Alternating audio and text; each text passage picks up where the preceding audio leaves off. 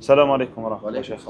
Şeyx, bəziləri Ramazanda üzürləri olmadığı halda oruç tutmayıb əvəzinə kasıbları yedizdirirlər və bu ayəni dəlil gətirirlər ki, ayədə deyir ki, Allah Subhanahu taala oruç sayı müəyyən olan günlərdir. Sizlərdən xəstə və ya səfərdə olanlar başqa günlərdə eyni sayda oruç tutmalıdırlar.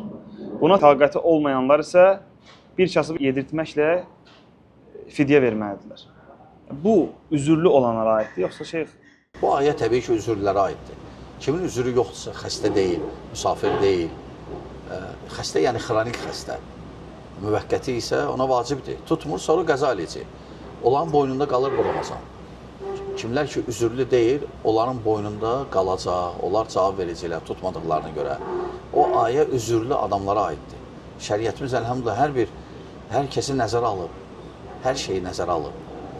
Bağışlayıb kimlərisə üzürlü görüb. Lakin onlar da tam şəkildə yox, onlar da kimisə hər günə yedirməlidirlər.